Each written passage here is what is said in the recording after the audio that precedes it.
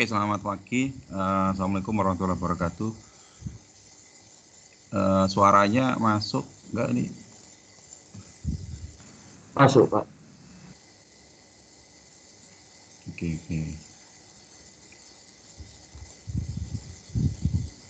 Layar masuk ya?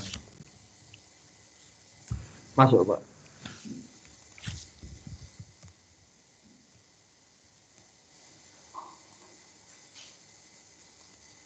Oke, kita lanjutkan bahasan berikutnya ini ya. Terakhir kita itu, kalau nggak salah, kita masih belum ini ya, login logoutnya belum, masih. Autentikasi atau security-nya masih di sisi, masih pakai Postman kemarin, ya kan? Kita belum implementasikan di front end-nya. Kita belum implementasikan di front end-nya. Oke, sebelum kita masuk ke sana, kita oret-oret dulu ya, kita pahami dulu konsepnya. Kita masih pakai JWT ya. Kita masih pakai JWT. Konsepnya JWT kemarin sudah saya jelaskan ya. Jadi kita butuh satu server yang namanya server yang kita sebut sebagai servernya JWT ya. Ini pihak ketiga. Nah, server ini dia punya fungsi untuk mengenerate token ya, untuk menghasilkan sebuah token. Kemudian dia juga punya fungsi untuk memverify token yang udah dia keluarkan, gitu kan. Nah, sehingga aplikasi kita sebenarnya hanya numpang ke sana ya, numpang untuk membuatkan token, kemudian untuk mengecek apakah user kita itu menggunakan token yang memang kita provide, memang kita kasih gitu ya. Dan apakah itu verify, apakah itu cocok dengan token yang memang sudah kita buat di JWT. Intinya gitu ya.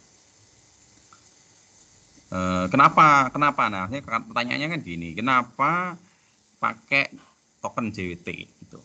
Jadi sebenarnya kalau kita pakai JWT ini itu sebenarnya nanti arahnya itu malah ke pengembangan aplikasi yang lebih besar lagi ya.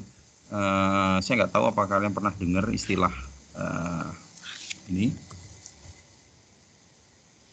microservice. Pernah nggak ya istilah microservice ini?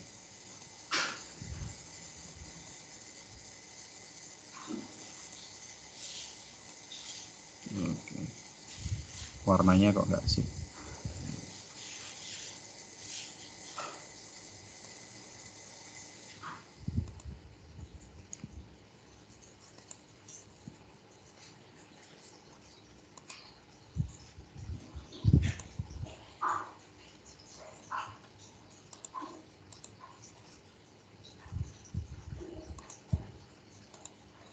Oke, jadi ada istilah microservice ya. Jadi ada istilah microservice, ada istilah monolitik. Ini anak S1 yang dia itu belajar ini. Jadi ini paradigma atau konsep memprogram atau pemrograman software ya yang terkini itu namanya microservice. Jadi bedanya sama monolitik apa? Microservice itu gini. Bayangkan kalau saya punya aplikasi ERP ya, tahu ya ERP?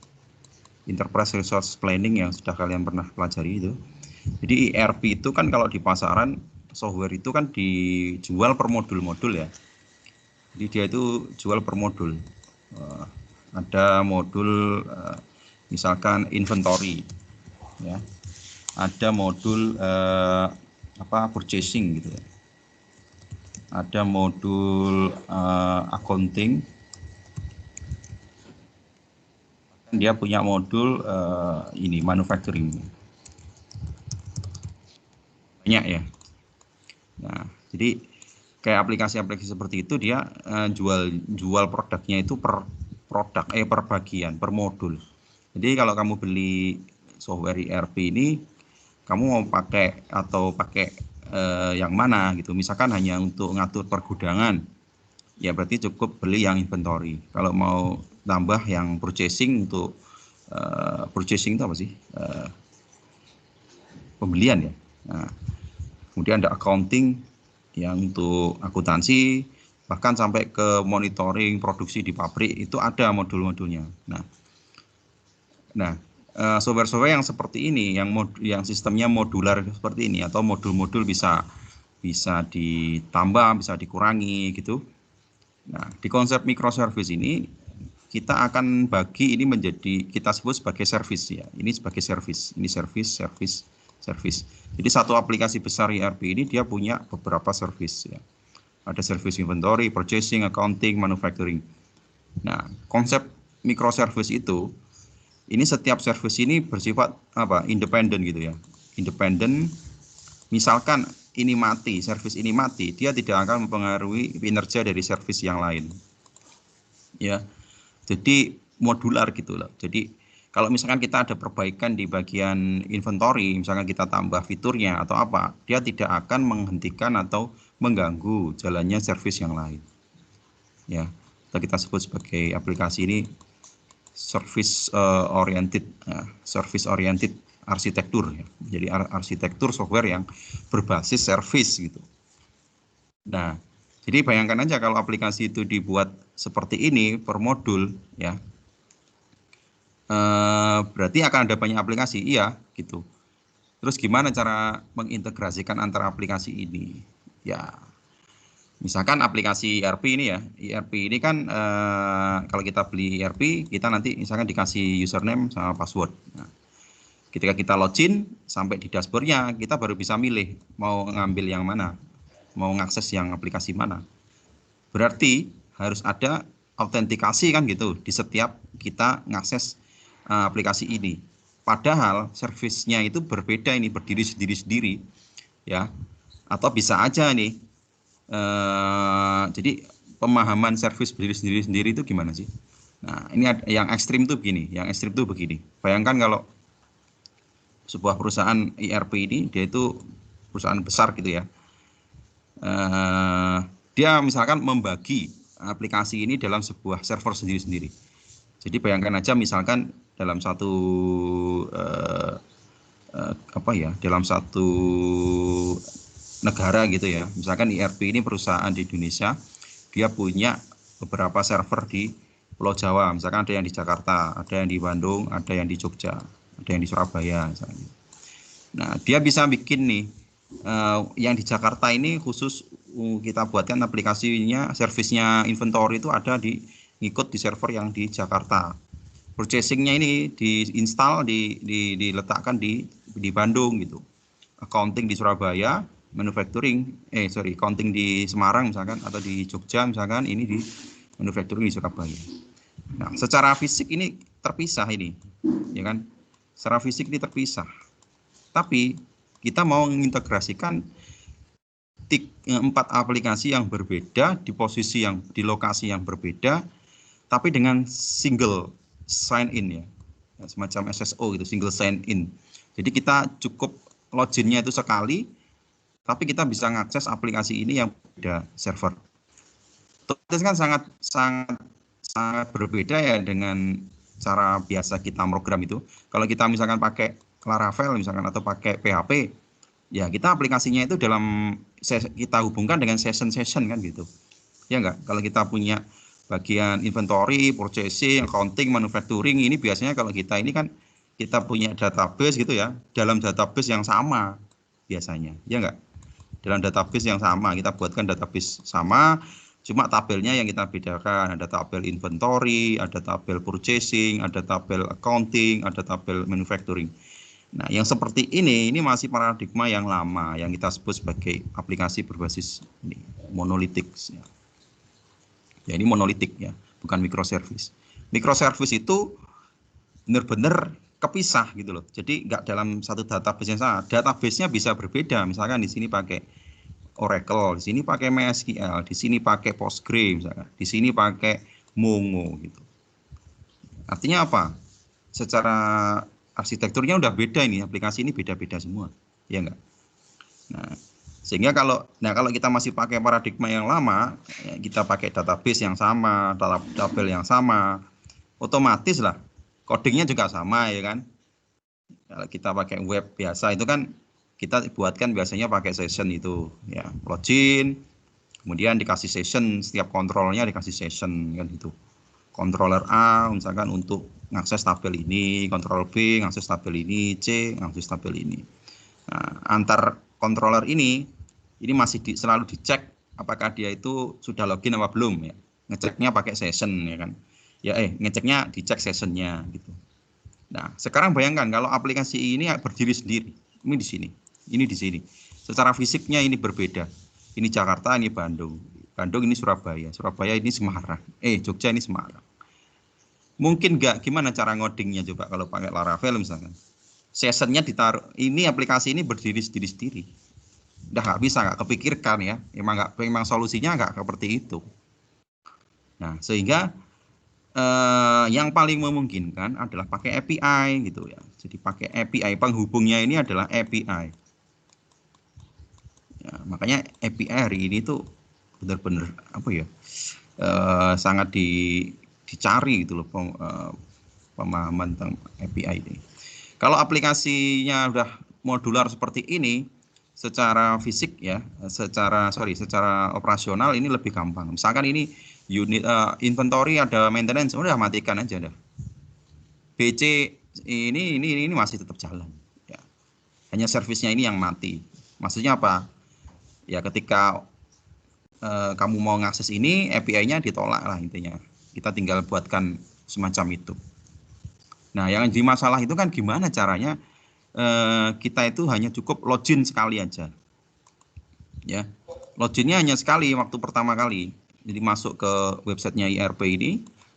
Dari sini, gimana caranya saya bisa ngakses ke sini, ke sini, ke sini, ke sini yang secara fisik ini beda server ya. Tapi tetap satu kali sign in di sini. Nah, dengan session tidak mungkin. Dengan session nggak mungkin. Yang mungkin aplikasi itu dibangun pakai API. Nah, kalau pakai API gimana cara autentikasinya? Yang paling gampang pakai token. Jadi pertama kali kita masuk ke web, login ya kayak kemarin, login, kemudian dicek apakah user ini memang benar ada. Kalau ada, diterbitkan token. Nah, token itu kan tidak berbasis session ya, istilahnya stateless, bukan stateful tapi stateless. Nah, dengan token ini bisa ngakses ini, bisa ngakses ke sini, bisa ngakses ke sini. Ya, kenapa? Ya karena token ini diterbitkan dari server JWT yang ada di pihak ketiga itu tadi. Gitu ya. Jadi latar belakangnya kenapa kalau kita hanya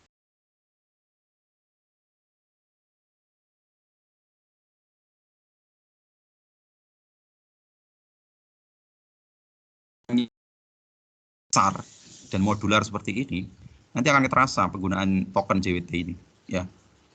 Nah, implement bisa nggak disimulasikan? Bisa. Jadi misalkan kita kemarin kan kalau kita kerja itu kan dari sini ya, dari folder ini kan.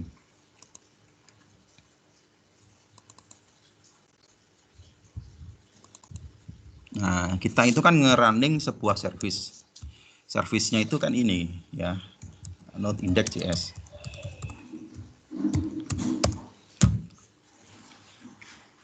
Nah, bayangkan ketika kita nge-running service ini kita asumsikan kita kayak nge-running service ini tadi itu di sini ini, di server ini ya. Nah, gimana cara misalkan kita mensimulasikan inilah. Jadi kita bisa bikin service kedua. Misalkan kita punya folder baru namanya yang ini tadi, yang kemarin itu kita juga running ini. Ya, kita running bareng gini. Yang satu pakai portnya sama nggak ya? Oh sama ya. Portnya sama, pasti crash ya. Jadi bayangkan kalau misalkan ini saya running di port 2000 misalkan.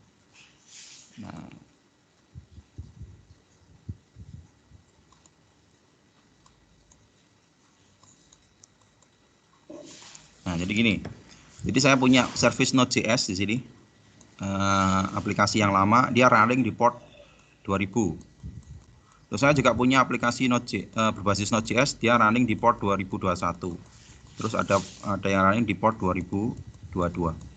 Ini kan masing-masing ini kan di running sendiri-sendiri ya. Caranya nge-running seperti ini tadi, di node spasi index.js. Kalau nggak di running dia akan mati. Nah, ini sama konsepnya kayak microservice itu tadi. Jadi bayangkan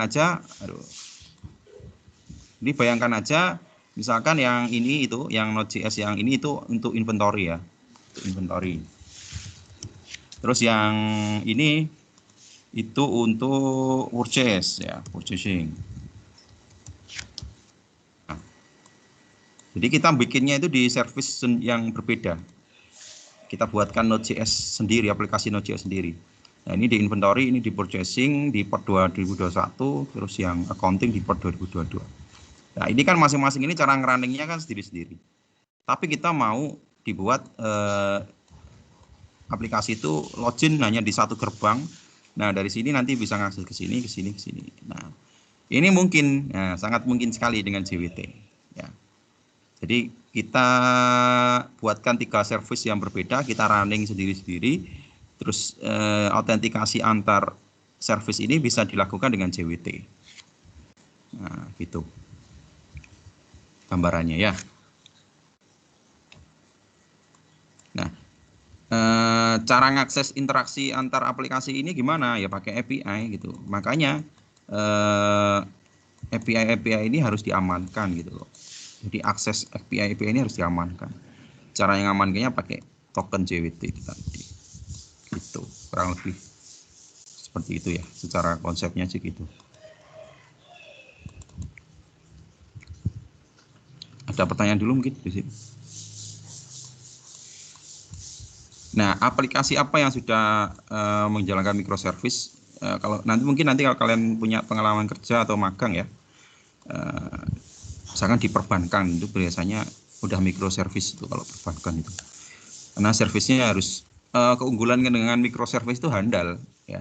Misalkan unit accounting ini ada masalah ya, dia nggak akan pengaruh yang lain nggak akan down gitu. Beda dengan monolitik, karena aplikasinya jadi satu, sessionnya di satu, autentikasinya di satu. Ketika ini ada masalah, ini harus dimatikan. Di perbankan kan nggak boleh mati, aplikasi mati, user nasabah udah korat karit ya. Oke, sekarang kita masuk ke yang aplikasi kita terakhir itu ya. Jadi skemanya nanti itu gini.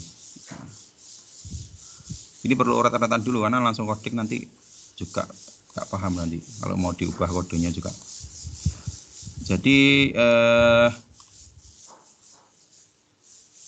nanti kita buat halaman login ya, halaman login. Halaman login ada username password, oke. Ada username password. Dibuat pakai Bootstrap gitu ya. Nah, terus ketika dia diisi nilainya username password dikirim pakai metode post ya. Nah, pakai metode post ke mana? Ke sebuah endpoint ya. Endpointnya apa nanti? Endpointnya nanti bisa slash login out ya. Kalau yang saya buat ini endpointnya ini.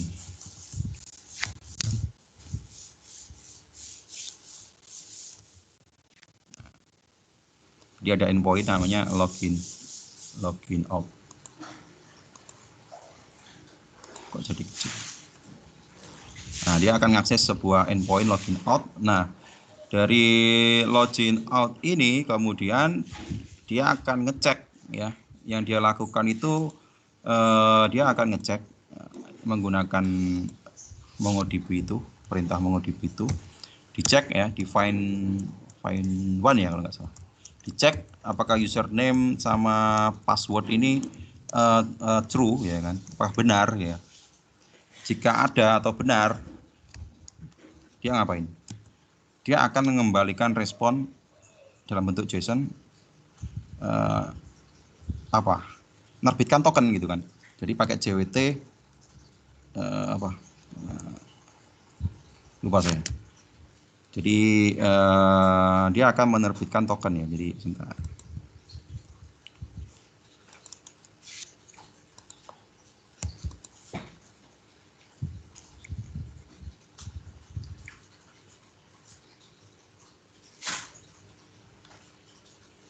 Oke, ini. Jadi waktu login itu dia akan nembak sebuah API namanya login out.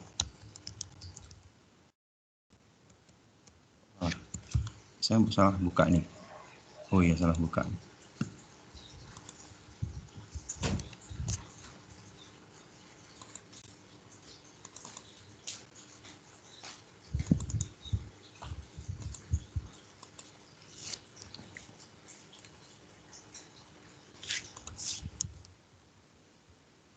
Nah, ini login out ini kalau kita lihat dia kelihatan ya. Dia akan ngambil username sama password. Cara ngambilnya pakai request body username ya. Karena kita pakai metode post, cara ngambilnya pakai request body. Udah masuk, kita find one. Find one ini berarti perintah di MongoOS kan, di MongoDB-nya. Dicek apakah ada data yang ini, username passwordnya ini. Jika tidak ada, ya kembalikan dalam bentuk JSON ya. Kita ambil balas responnya dalam bentuk JSON.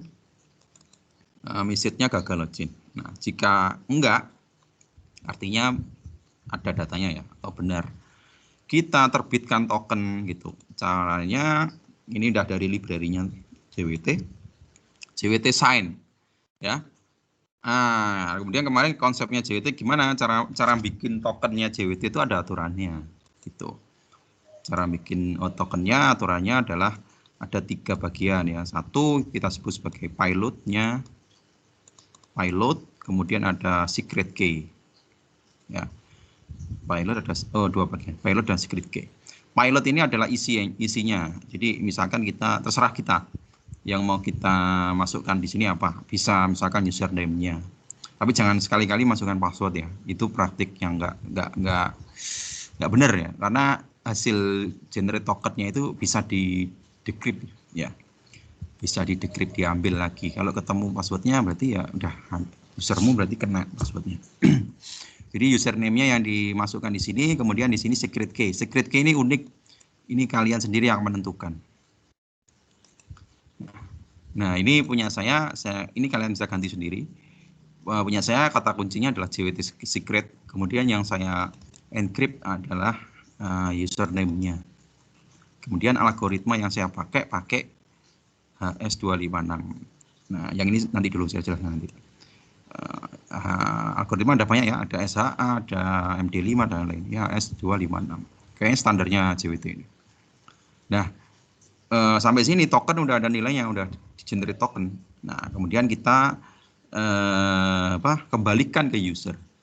Ya, kita respon user dengan 3 data ini dalam bentuk apa?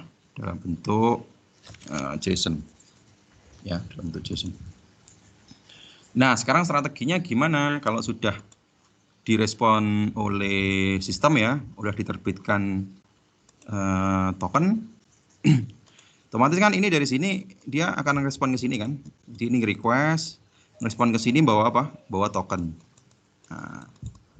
Nah, sekarang kita ngomong untuk halaman kedua. Kalau pengennya setelah login bener ya, kita redirect ke sebuah halaman yang namanya beranda ya, beranda. Nah, ini gimana caranya nge-forward ke sini ya?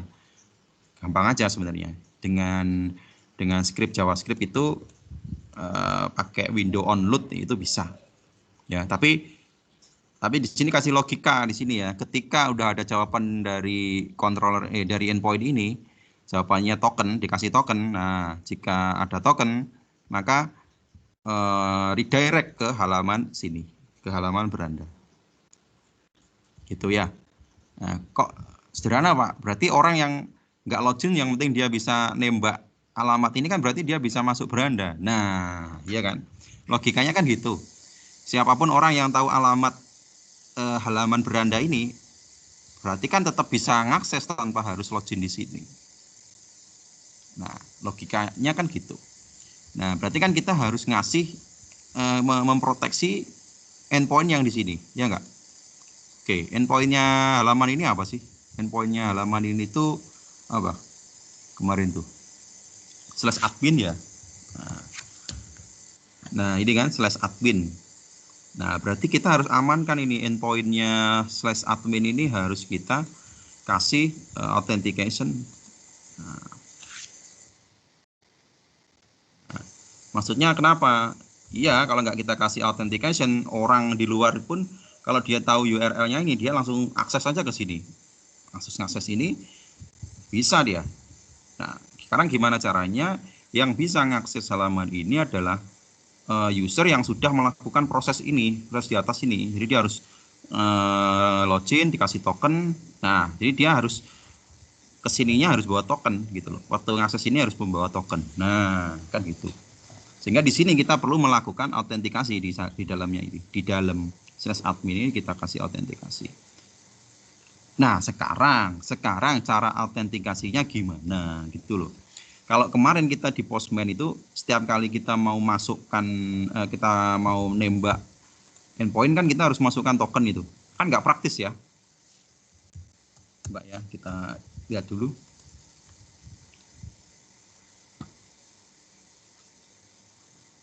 Jadi ketika kemarin ya yang sebelum ini, ketika kita mau ngakses ini kan kita ketikkan di Postman ya, kemudian kita masukkan tokennya di out key-nya kita masukkan. Kalau tokennya berubah ya di situ harus dimasukkan. Kan nggak praktis karena kita sudah main di front end. Nah berarti kita perlu menyimpan ya nggak? Kita perlu menyimpan sementara hasil dari generate tokennya ini ya. Jadi cukup sekali aja waktu request itu cukup sekali ke sini, si server dia ngasih jawaban tokennya itu harus disimpan di sini. Ya, dia harus tetap dikasih harus dimasukkan di sakunya dia gitu loh. Ya, sakunya ini apa? Kenapa harus disimpan di saku? Karena nanti kita dari sini kita akan ngakses ke sini, halaman ini. Mungkin kalau ada halaman baru lagi kita juga ngakses langsung ke sini dengan membawa tokennya. Nah, sekarang pertanyaannya tokennya disimpan di mana? Atau uang atau sakunya itu di mana gitu. Nah, kalau kalian memahami HTML ya, HTML5 itu browser itu standarnya browser ya. Browser apakah itu Google Chrome ataukah itu Mozilla Firefox dan lain-lain. Dia ada fasilitas untuk nyimpen data sementara ya. Ada beberapa ya. Yang pertama yang akan kita pakai nanti pakai local storage ya. Jadi kita pakai local storage. Ada juga yang namanya session storage. Jadi media storage sementara yang ada di browser. Kita coba ya kalau nggak percaya di browser itu ada fitur di setiap browser ya, browser yang modern lah. Itu ada fitur storage. Nah, kita bisa lihat di sini.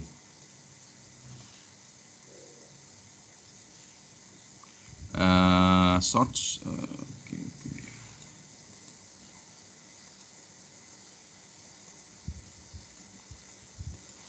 Nah, di memori ini harusnya. Nah, di sini di application ini, nah ini kelihatan ya, ada local storage, ada session storage, ada IndexedDB, ada lain-lain ya. Ada yang kita gunakan nanti ini, local storage atau session storage juga bisa. Bedanya apa? Kalau nggak salah ya, local storage itu kalau di close dia masih di close browser ini dia hilang datanya. Kalau nggak salah sih gitu. Saya coba nanti dilihat lagi di referensinya ya. Ini pokoknya bedanya dua ini. Nah, yang jelas local storage sama session storage ini posisinya ada di sisi user ya. Jadi kalau usernya yang akses beda, ini masalah kalau kita bicara masalah keamanan ya. Selama komputer orangnya itu tidak dibaca orang ya, artinya nggak ada yang pakai komputer dia, ya otomatis masih aman, tokennya masih ada di situ. Nah, ya, makanya ini diserahkan ke user, ya, diserahkan ke user istilahnya. Kalau ada orang yang udah nganti komputermu, dia lihat local storage-mu ini, kemudian didapatkan di sini ada data token, ya udah orang bisa ngopi token itu dan digunakan di komputer lain, sangat bisa. Nah, coba ini kita coba ya local storage. Kita Ambil di Wetri School ini ada materinya nih. Nah, ini menarik nih. Nah, caranya gini nih. Local storage. Nah, sebentar ya. Oke. Ini langsung ya keluar ya Smith. Ya, jadi ini cara nyimpennya di situ. Cara nyimpennya di local storage itu pakai perintah ini, pakai JavaScript pakai ini. Local storage titik set item, terus nama variabelnya apa yang buat nyimpen itu, kemudian isi datanya. Coba kita buktikan ya, apakah dia kan, saya kan udah ngerunning halaman ini kan, berarti dia udah ngeset, dia udah nyimpen di local storage namanya last name. Coba kita cek apakah benar di last name itu di local storage ada data itu.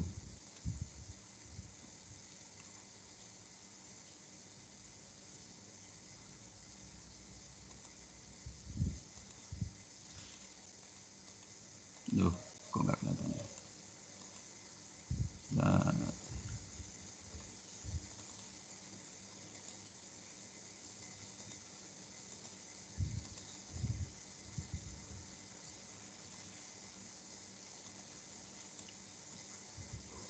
Nah ini kelihatan nih.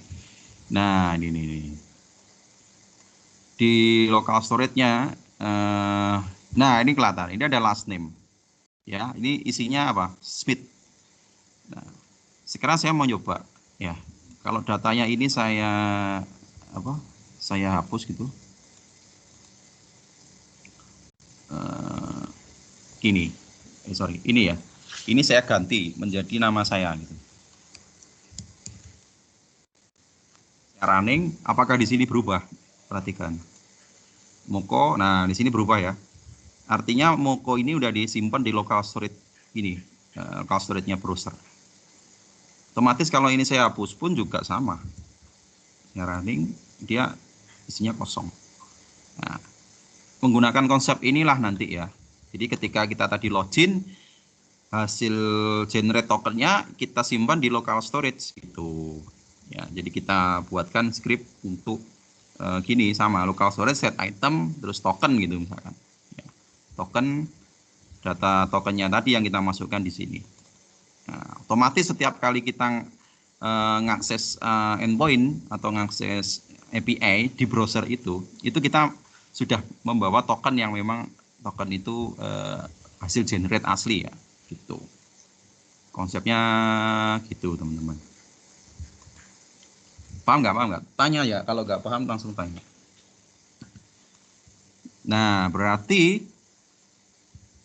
ketika kita tadi udah login di generate tokennya kita simpan. Maksudnya kita kayak orang gitu ya, dia pakai seragam, di seragamnya itu kan ada sakunya. Nah, kita simpan di saku. Nah, sekarang kita dari sini orangnya ini mau ngakses ke sini, ya kan? Nah, udah berarti dia tinggal ngakses dari sini, dia di forward, di redirect, session storage-nya, local storage-nya udah disimpan ya, udah disimpan, kondisi udah tersimpan. Dia tinggal ngakses sini ya, diarahkan ke endpoint/admin. Nah, sekarang tugasnya endpoint/admin ini untuk memverifikasi. Caranya gimana? Berarti dia harus baca local storage, ya enggak? Di local storage-nya ada isinya enggak? Gitu. Jadi dia harus baca local storage ini.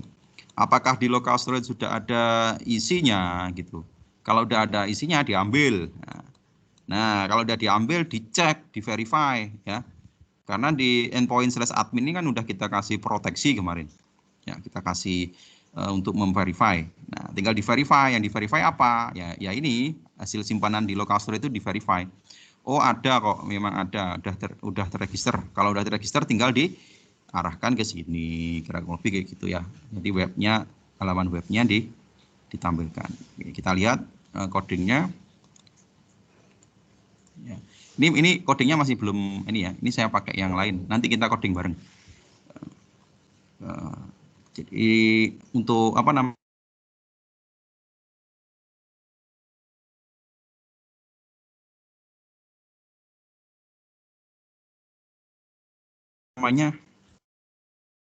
Apa adalah token? Token ambil dari mana? Nah, pertanyaannya itu tokennya tadi ngambil dari mana? Berarti kita harus ngambil dari local storage gitu. Oke. Ketika udah masuk sini berarti udah oke ya. Jadi setiap kali autentikasi, setiap kali dia buka halaman baru itu akan ngecek di local storage ada key-nya enggak, key-nya kemudian di verify, jika oke dibolehkan untuk ini, kalau enggak boleh dihentikan prosesnya. Nah, sekarang konsep logout ya, tapi kayaknya belum bisa kita coding hari ini yang untuk logoutnya ini. Nah, sekarang karakter token itu, Mas. Ya, sekarang kita ngomongin karakter token. Jadi token yang di provide sama JWT itu nggak bisa dihapus. Maksudnya gimana? Maksudnya gini, token yang di generate oleh JWT secara default ya itu akan berlaku selamanya. Karena kenapa? Setiap kali dia generate dia simpan di database-nya JWT sana gitu.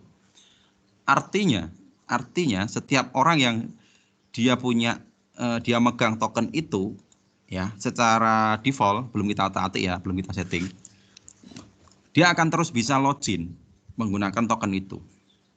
Ya, tidak ada nggak akan hangus gitu loh. Nah, kemudian kalau sifatnya session itu, kalau kita biasa bikin aplikasi web, itu kan ada login, sessionnya kita buat. Nah, kemudian ada session destroy gitu kan. Nah, token di JWT ini nggak ada istilah destroy. Artinya token di situ tuh akan tetap berlaku, tidak dihanguskan atau tidak dihapus atau tidak dibakar, tidak dihilangkan lah sama JWT. Nah, itu konsep dasarnya seperti itu. Sehingga gimana caranya kita ngatur biar token ini tidak berlaku selamanya, gitu. Nah, sampai hari ini ya, yang saya tahu satu-satunya caranya untuk itu adalah membuat expired time-nya, token itu di set expired time-nya. Ya, jadi token itu setelah di generate itu kita bisa set token ini hanya berlaku selama 1 jam, 1 menit atau 3 menit, 5 menit. Setelah 5 menit token itu nggak bisa dipakai. Itu bisa. Nah, sehingga kita akan ngakali dengan ini gitu. Kita akan ngakali dengan ini, token ini, dengan sistem expired-nya ini. Nah, caranya gimana? Nanti di codingnya kita tinggal tambahkan expired-nya. Jadi di mana sih? Di bagian awal ya, di login out-nya. Nah, ini ada tambahan nih, expired in 30. 30-nya ini dalam microsecond ya, millisecond ya kalau nggak salah. 30 milidetik ya. Jadi cepat sekali kayaknya. Kalau 300 berarti 300 millisecond. Saya belum ngecek apakah millisecond ya. Yang jelas ini satuan waktu ya. Biasanya sih standarnya millisecond gitu. Nah, ini yang bisa kita udah adik ya. Misalkan kita buat seperti ini, expired 30. Berarti setelah 30 detik gitu misalkan ya, tokennya tadi nanti nggak akan berlaku. Kalau di verify dia akan dianggap sudah tidak berlaku atau udah expired gitu. Nah, nanti kita pakai itu gitu loh ya. Jadi kita pakai itu. Nah, tapi kan ada kelemahannya. Iya, ada kelemahannya. Berarti kalau misalkan expired date-nya kecil, belum apa-apa di sini masih insert data atau mendelete data, disuruh logout lagi, harus login lagi kan gitu kan, harus generate token baru lagi. Nah, sehingga nanti ini butuh trik ya, butuh trik untuk gimana caranya agar tokennya ini akan berubah baru gitu loh. Cuma tanpa harus meredirect kita ke halaman depan lagi gitu. Bayangkan lagi ngisi data ya kan, tiba-tiba expired expired tokennya habis, mau nge-save ternyata di forward lagi ke halaman depan, belum kesimpan lagi datanya, kan pasti merepotkan. Nah, sehingga strateginya adalah, jadi ada strateginya gimana kita harus merefresh token. Di strateginya merefresh token. Nah, strateginya gimana? Refresh token itu maksudnya gimana? Jadi gini, tadi kan kita set ya di sini. Itu token itu akan habis setiap 30 detik gitu. Nah, Sekarang tinggal kita kasih logika di JavaScript-nya. Sebelum detik ke-30 itu harus diterbitkan token yang baru. Ya. Jadi kita buat seperti itu. Jadi ketika kita masih ngedit di sini, udah jalan nih 28 detik. Nah, dia langsung generate token baru untuk menggantikan token yang lama. Kenapa? Token yang lama akan habis di detik yang ke-30. Ya. Jadi kita perlu membuatkan logika nanti di controllernya atau di front end-nya atau di JavaScript-nya atau di Node-nya nanti ngecek ini sekarang udah detik keberapa sejak token itu diterbitkan. Jika sudah detik 28 maka kita tinggal if ya, tinggal if nanti jika detiknya udah sama 28 maka ngapain? Maka harus JWT apa? JWT apa? Lupa lagi. JWT sign lagi. Atau dilempar ke controller ini. Ya. Kita harus JWT sign lagi. Nah, ketika Anda di JWT sign, disimpan lagi di local storage gitu loh. Jadi halaman ini ketika kamu nyimpan atau ketika kamu melakukan aktivitas, dia tokennya masih bisa dicek, dipastikan masih verify. Gitu.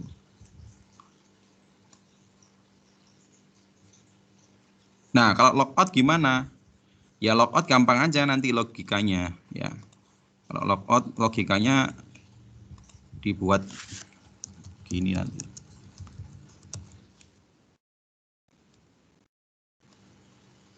Logika logout kan kita tadi di sini tadi kita punya apa? Local storage ya. Kita punya local storage. Ya, dari local storage ini aja kita ngambilnya ya. Kita kan nggak perlu memperpanjang lagi kan? Berarti dari sini tinggal di local storage-nya dikosongkan gitu loh. Jadi kita set nilai set local storage-nya itu menjadi kosong.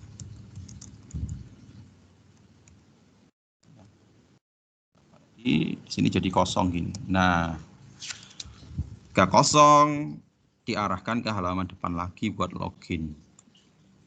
Terus tokennya gimana, Pak? Ya biarkan aja, token yang terakhir kan akan mati sendiri, akan destroy, bukan di destroy ya, apa ya istilahnya? Nggak tahu dia dari JWT-nya. Pokoknya kalau udah expired-nya udah di set seperti itu, dia udah melebihi expired-nya nggak akan bisa dipakai itu token yang lama tadi itu.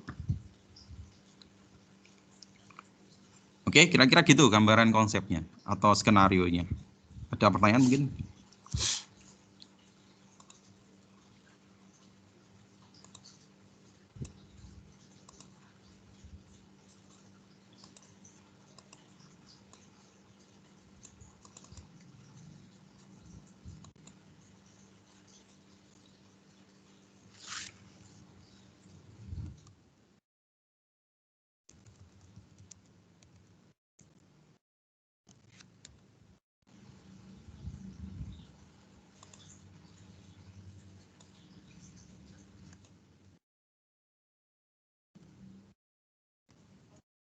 Pak, mau nanya Pak? Oke, kita lanjut ke kode. Oh iya, boleh. Gimana? Kalau apa bedanya sama cookie itu gimana? Cookie sama bentar. Maksudnya cookie yang di browser apa cookie yang di konsep cookie di PHP? Di browser. Sama sih sebenarnya. Jadi kamu juga bisa menyimpan di cookie. Intinya sih ini media penyimpanan sementara ya, penyimpanan sementara di browser. Apakah ini aman? Ini masih perdebatan sebenarnya. Tapi logikanya gini, karena ini disimpan di sisi user, ini berarti diserahkan ke user. Ketika laptop saya ini dibaca orang, kemudian saya tinggal seperti ini, saya lihat seperti ini, tokennya kan kelihatan semua nih informasinya apa. Kalau token berarti tokennya kelihatan. Nah, kalau session storage, cookie juga sama ya kayaknya nih cookie itu juga bisa untuk nyimpen. Nah ini kan kelihatan nih ada value-nya, ada name-nya, ada value-nya. Bisa pakai cookie juga. Tapi prakteknya kalau untuk API itu biasanya pakai local storage atau session storage. Coba kita lihat ya.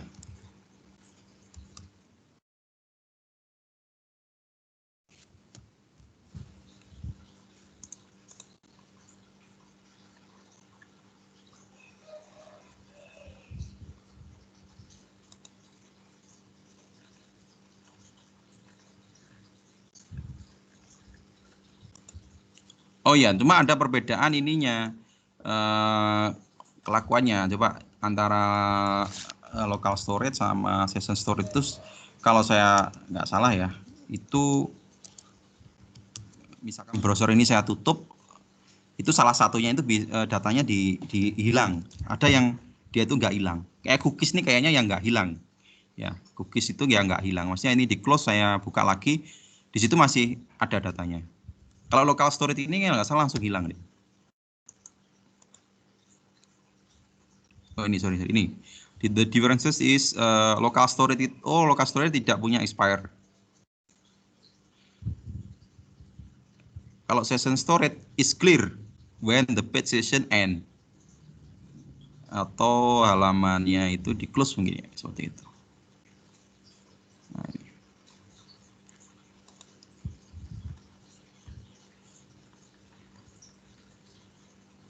Bisa dibaca di sini ya.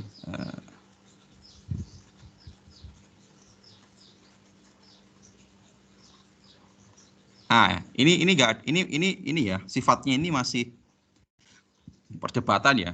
Apakah disimpan di local storage itu lebih bagus daripada session storage? Itu kalau kalian baca di forum-forum itu masih banyak perdebatan. Karena ini sifatnya nggak paten ya. Jadi yang saya omongkan ini nggak paten. Misalnya kamu punya solusi lain disimpan di cookies, ini nggak monggo aja. Ya, itu tinggal kalian banyak-banyak baca dari banyak pengalaman orang aja. Tapi yang saya tanyakan juga ke beberapa praktisi itu ya, dari local storage itu udah cukup gitu untuk API ini. Atau praktikalnya mereka biasanya pakai local storage-nya ini. Pakai local storage ini udah cukup. Tapi kalau kalian baca lebih dalam lagi di internet, ada kubu yang dia itu nggak setuju kalau local storage itu nggak aman. Ada yang bilang gitu. Tapi gini, intinya itu gini ya. Inti utama pengamanan aplikasi itu, jadi kalau kita ngomong aplikasi security ya, security itu kita bisa lakukan pengamanan itu dari sisi infrastruktur hardware, berarti hardware jaringan ya. Jadi hardware jaringan itu ya networking ya, routernya ya itunya lah. Kita kasih firewall, kita kasih itu. Jadi fisik. Nah, yang kedua adalah security dari sisi aplikasi. Kalau kalian ini kayaknya ini ya, jadi kalian nggak belajar ini soalnya. Jaringan kan nggak belajar. Jadi kalian harus bisa mengamankan dari sisi security, dari sisi aplikasi. Nah, ini kalian harusnya paham tentang ini public key infrastructure ya, public key PKI, public key infrastruktur ini makhluknya itu namanya ini HTTPS lah ya, HTTPS. Ini udah pakai PKI ini. Kemudian juga kalian harusnya paham tentang enkripsi, jenis-jenis enkripsi ya, pakai AKMD5, pakai SHA, pakai HS256 tadi dan lain-lain. Jadi itu adalah pengamanan dari sisi aplikasi. Nah, makanya sekarang standarnya kenapa harus dikasih harus pakai HTTPS? Karena di jaringan ya, kalau kita ngomong jaringan atau teman-teman di TIK itu ada mata kuliah keamanan jaringan. Pada dasarnya setiap kali kita bertransaksi gitu ya, bertransaksi di internet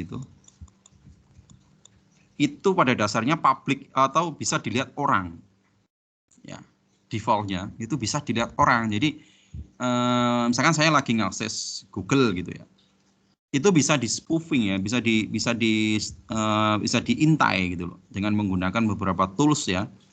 Tool hacking ya, misalkan pakai Wireshark ya dan lain-lain itu. Komunikasi ini bisa kelihatan gitu loh.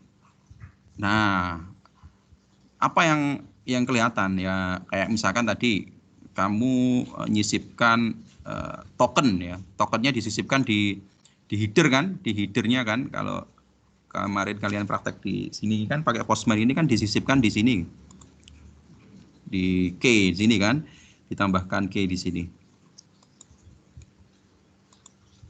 Nah, ini out key ini. Out token ini masuknya kan di header. Nah, header ini berarti kelihatan ini. Ini waktu kalian bertransaksi ini kalau di intai itu kelihatan itu. Datanya itu bisa dibuka. Gitu loh. Datanya bisa dibuka. Nah, cuma caranya memantau ini ya orang security yang paham ya. Jadi nggak segampang itu kita langsung bisa nyegat gitu, nggak gampang itu. Jadi kita harus masuk di dalam jaringan komputer yang akses. Contoh gini, kalian ngakses di UB, kalian ngakses pakai WiFi-nya UB. Kalian tahu kan di WiFi-nya itu yang connect gak hanya kalian, ada banyak komputer di situ. Nah, yang seperti ini yang bahaya. Kenapa? Karena si intruder atau penyerang itu dia bisa mengcapture lalu lintas datamu ini. Jadi dia akan capture di sini. Kamu lagi ngapain, transaksi dengan siapa di sini, dicegat di sini. Nah, cuma dia bisanya dalam satu lingkup lokal areanya ini. Nah, makanya kan ada himbauan kenapa kita tuh kalau mau connect ke WiFi itu harus hati-hati. Misalkan kita connect di WiFi bandara ya jangan pakai aplikasi e-banking di bandara, pakai WiFi itu.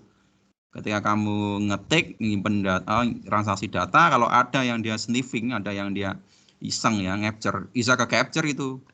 Karena dalam satu lokal area network. Gitu loh, bahayanya itu. Tapi kalau udah lintas ke sini ya, misalkan kamu dari rumah, kemudian penyerangnya itu di tengah-tengah, misalkan dari Surabaya. Nah, ini agak susah. Nah, ini harus secara logikanya sih dia sebenarnya harus masuk ke jaringan lokalnya dulu. Tapi apakah nggak mungkin ya? Ya mungkin aja ya. Saya nggak terlalu mengikuti ya perkembangan security-nya itu. Bisa saja mungkin dengan beberapa teknik. Nah, ini kalau kita pakai HTTP, dari sini tadi itu udah bisa di-capture. Nah, kenapa kita harus pakai HTTPS? Kalau kita pakai HTTPS, dari sini itu sudah nggak bisa diamati. Masih di lokal ini ya. Kita mau ngakses alamat API apa gitu ya. Itu nggak bisa, si penyerang ini nggak bisa capture data di sini. Kenapa? Udah pakai enkripsi, udah pakai HTTPS ini. Nah, makanya bahaya banget ketika web itu nggak ada HTTPS-nya itu kebuka ini. Jadi malah masih di tataran lokal ini user lain bisa ini ngambil atau capture datamu. Tapi kalau pakai HTTPS ini diproteksi, udah. Kalau dilihat itu nggak kelihatan datanya. Jadi header-headernya di sini tadi ini ada nggak kelihatan. Itu pentingnya HTTPS. Jadi kalian harus pahami itu ketika nanti garap project pengamanan pertama atau yang wajib lah hari ini tuh harus diinstalkan HTTPS atau SSL nih. Ya. Beli biasanya, nambah add-on. Kayak gitu ya. Nah, jadi itu dari sisi infrastrukturnya kita harus instalkan SSL. Terus yang berikutnya ya enkripsinya pakai apakah MD5 dan lain SHA dan lain. Jadi dari sisi aplikasi. Oke, kita coba langsung coding ya. Jadi ini bertahap aja ya nggak apa-apa ya, karena waktunya kan juga nggak. Ini perlu saya ubah ini, karena saya nggak pakai local storage ini kemarin. Oke, dari sinilah kita lihat ya, dari sini itu berarti di halaman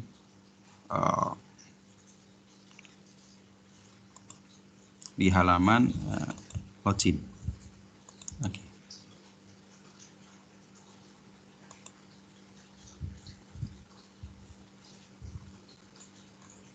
Oke, di halaman login ini berarti kita ini udah saya ganti kemarin.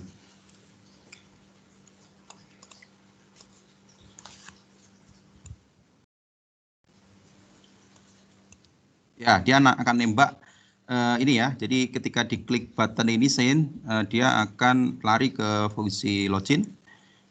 Fungsi login dia akan ngeposting ke login out seperti tadi dengan membawa username sama password. Kemudian kan tadi ada hasilnya.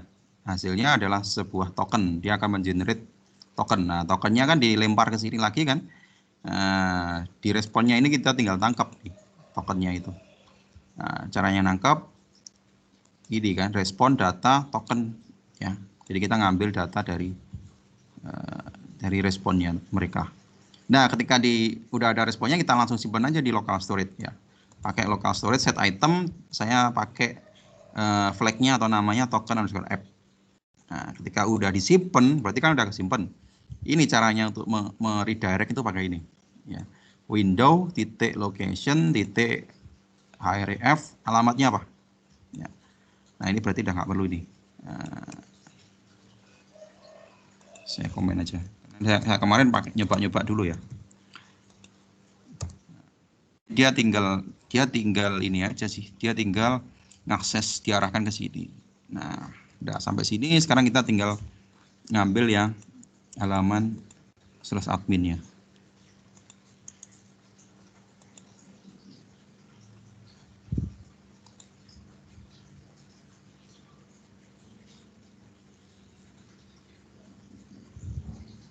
Oh, bukan /adminnya ya.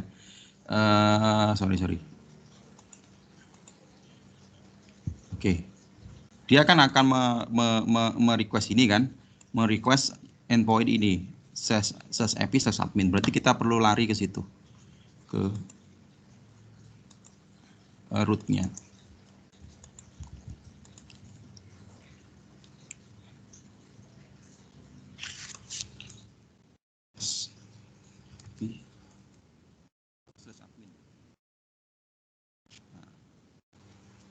Nah, ini nggak perlu ini. Oke, /admin. Ketika di /admin, dia akan dicek as authenticated. Nah, di sini lihat di authenticated-nya.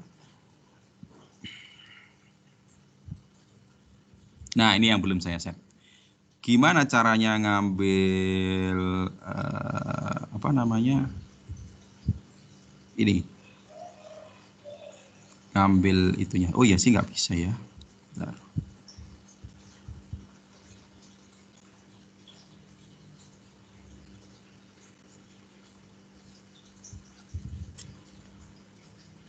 Oh betul, nggak bisa ternyata. Sorry. Berarti ini masih tetap pakai ini. Saya ulangi ya. Saya ulangi lagi dari sini. Jadi benar itunya tetap disimpan di session storage-nya tetap. Cuma waktu ngakses halaman depannya tadi loh, ini yang agak perlu dipikirkan. Jadi masih tetap pakai ini.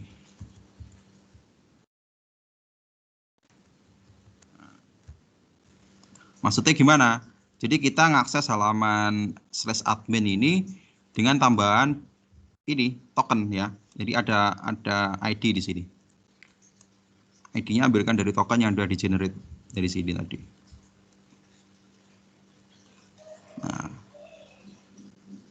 Nah, sekarang masuk ke sini, ke root-nya. Ke root-nya berarti ID-nya ini ditangkap ya. Berarti kalau dia nggak bawa ID ini udah pasti ditolak ya. Karena kita butuh tambahan ID ini. ID diambilkan dari token. Ya. Nah, ketika sudah ada ID-nya gini, kemudian dia lari ke sini kan, lari ke sysauthenticated. Di sauthenticated ini diambil. Yang diambil, caranya ngambil nah ini. Nah, ini atau ini. Maksudnya, jadi fungsi ini, fungsi isAuthenticated ini, dia ngambil tokennya ada dua cara di sini. Atau, ya pakai atau. Jadi kalau dia bisa ngambil dari header-nya, ya, dari header itu yang ini, ya. Atau dia bisa baca dari URL yang ada di atas. Nah, data yang ada di sini. Nah, kenapa ID? Ya karena di sini kita di sini kita pakai ID ya. Kalau ini ganti berarti ini ganti. Ya, berarti diambil dah. Tokennya berarti berhasil diambil. Ketika token itu sudah berhasil diambil kan konsepnya tinggal dicek aja tuh. Tinggal di verify apakah token ini memang ada. Ya. Apakah token ini memang ada. Jika ada next gitu kan. Next ini. Jika ada next-nya itu berarti apa? Ini diarahkan ke file itu. Jadi file itu akan di-load. Oke, sampai sini aja dulu. Coba dicoba sekarang.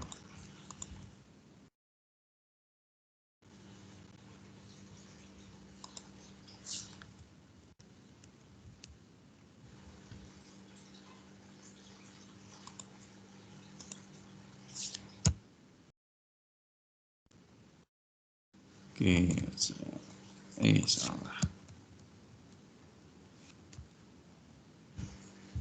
Nah, ini berhasil diarahkan ke sini, ya. Ini berhasil diarahkan. Sin out-nya belum, Nah, sekarang coba ya, lihat URL-nya. URL-nya kan jadinya gini.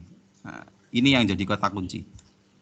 Sekarang coba, ketika orang akses langsung tanpa token itu tadi, dia akan jelas dia akan ini salah ya, apa namanya? Ini dari Express-nya kalau ini, karena alamat ini nggak ada, karena harus ada nilai di sini. Nah, misalkan nilainya di sini kita awet aja, kita buat token palsu lah. Nah, dia akan mengeluarkan valid to authenticate token, karena ini tidak dicoba di verify, ternyata hasil verify-nya adalah valid atau false, sehingga di sini kita keluarkan ini. Nah, kurang lebih konsepnya gitu aja sih.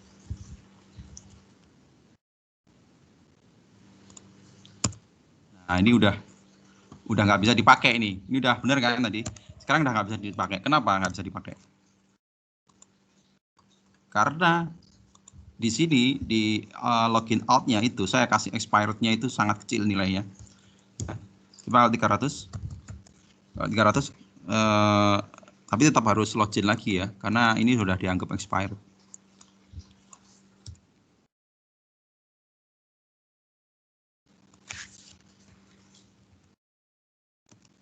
Nah, ini kalau kamu coba selama 300 milisecond tadi masih nggak masalah. Nah, PR berikutnya itu adalah ketika udah 300 milisecond kan tadi udah nggak bisa ngakses ini gitu kan. Berarti harus diperpanjang gitu. Nah, caranya memperpanjang, nah nanti butuh logika tambahan ya. Kayaknya nanti saya bahas di hari berikutnya. Ya, hari ini sampai sini aja. Nah, ini loh. Kelihatan ya? Saya nggak refresh apa-apa, dia langsung valid authenticate token karena apa? Udah kata luar saya ini. Ini kan pakai token yang sama tuh, sama yang di sini. Oh ya kan? Nah, tokennya udah nggak berlaku. Oke, kamu tuh kalian coba dulu aja ini ya sampai sini ya. Baru nanti kita pikirkan yang ya ini dicek dulu. Sorry, dicek dulu. Saya cekkan apakah masuk datanya di local storage.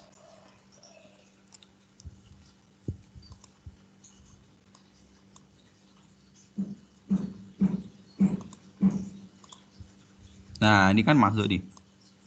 Token app ini disimpan di sini. Ini digunakan untuk apa, Pak? Digunakan untuk ini loh. Waduh. Sorry. Saya harus login lagi. 100 itu berarti bukan milisecond. Ya, bener kayaknya milisecond tadi, cepat banget soalnya. Kalau pengen 1 detik berarti 1000, diisi 1000.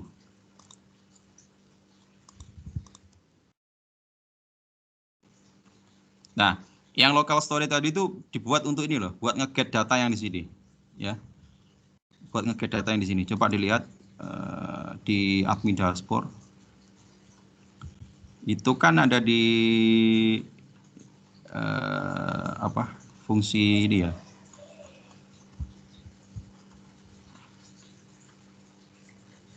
Update news ini ya.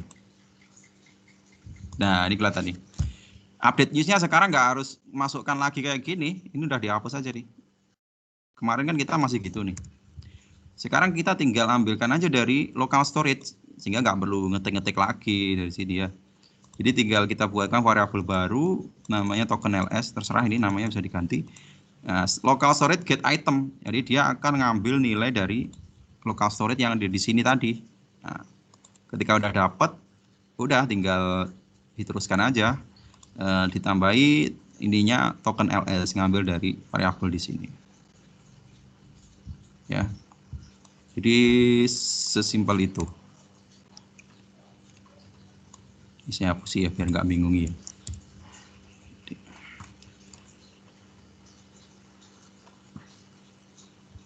Jadi ini yang baru tadi ini baru ini udah baca dari local storage.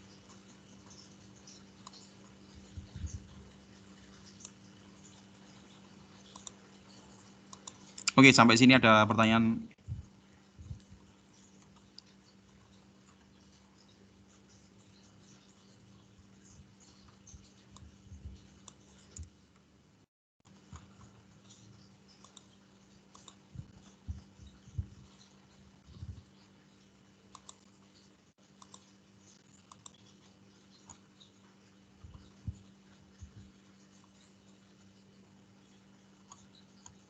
Jadi ini tadi ya yang perlu dipahami, tokennya itu kita kasih OR karena kita ada yang ngambil dari local storage, ada yang ngambil dari parameter alamat ini tadi, yang ini, dan juga ada yang ngambil dari headernya. Header itu berarti yang itu tadi gitu, yang saya edit tadi, yang ini loh.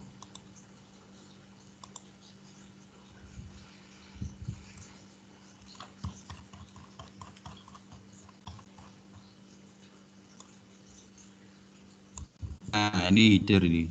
Nah, ngambil dari header ini. Oke, ada pertanyaan nggak? Kalau nggak ada, ini saya kasih dulu. Kalian coba terapkan ya. Pelan-pelan aja, Pak. Kita masih punya banyak waktu.